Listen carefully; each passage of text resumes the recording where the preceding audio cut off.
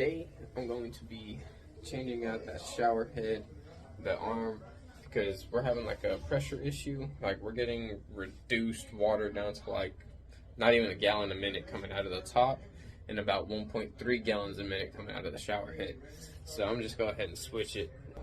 I went and picked up this from Walmart here locally.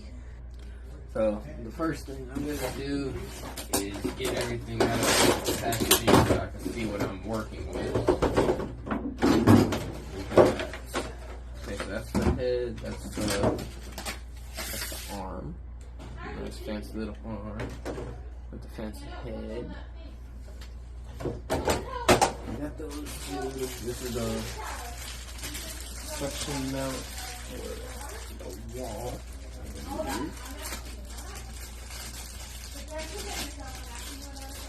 And I'm kind of doing this like a little bit of raw footage. It's just like very, very minimal cuts is what I'm going to be doing in here. Like this cut, so boom, boom. This is going to be the adapter. One of these is going to go, probably this one, into the existing. I'll just show you. Alright, so whenever you're coming up, normally you'll have something right here that you just twist off. Yeah, it's gonna be a little bit hard. There you go. Normally it's up here, so yeah, you just twist it off like that.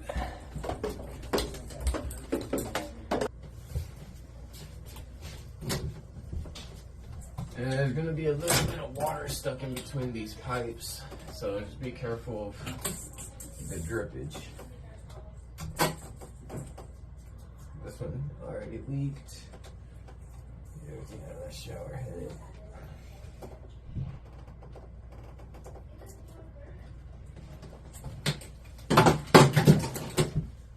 And then you'll be left with just your nipple. You have a filter in there as well. If that's corroded, that can also be an issue. Mine looks a little dented in, but it doesn't look bad, so I'm not gonna mess with it. And this is tape that once it gets wet, expands, seals the water from coming out that direction. Okay, so this portion connected to that, that's the one that's gonna be tied in. Just make sure that it's all functional by the time that you're putting it all on and threading it in. If not, then you're gonna have quite a bit of a problem. Alright, so speaking of a little bit of problem, I noticed that this is improperly done. This should not be flat. Okay, this should be like rolled to where it's in between each of these grooves. And it looks like they just went flat all the way around. So I'll show you the proper way once I get all this cleaned out.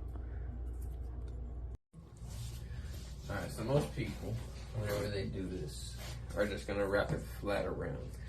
But what you're really supposed to do is twist it into a single line and then fill each thread. So I'm gonna pull, I'll probably need about that much for the threads up there, right? But I've already kind of put one up there and I put it up there backwards. So I can show you what I mean by twisting it.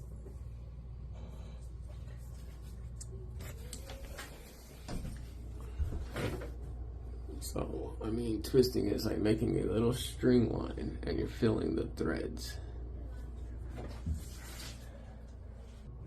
And now I got it back up there, on there the way that it's supposed to be, not reversed. I can go ahead and put this back on there to seal it up. And you're gonna have a little bit of that stuff that shows on the outside of the piping, but that's okay because if there's a leak, it's supposed to expand and seal it. And a good tight, hand tight, or if you're not confident that you have a good hand tight strength, just barely turn it with a wrench or some kind of tool that fits it, but no more than a quarter turn after hand tight. You should be able to just nudge it just a little bit and it don't really move. Now this can go and sit right there. And that's installed. Oh, before I mess up, I also need to put that Teflon tape on this thread right here. And the Teflon is on in between individual threading. And that's really kind of all that's to changing your shower head. It's not too difficult. You just gotta make sure you properly do it. Spin everything on nice and tight, like I was saying. Finger tight's good enough, but if you don't trust the finger tight, just very, very little turn with the tool, and you should be fine. And then something in here still. Sensor on, this one leaks.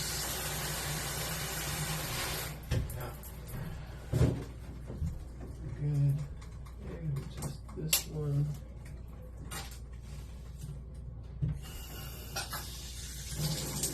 Oh, that has no water.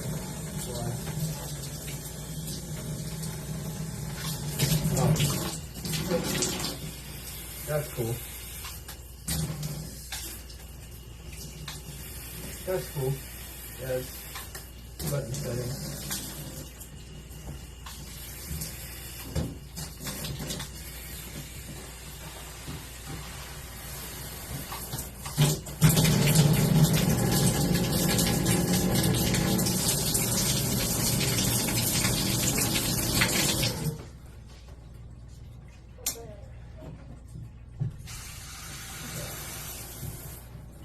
No leaks.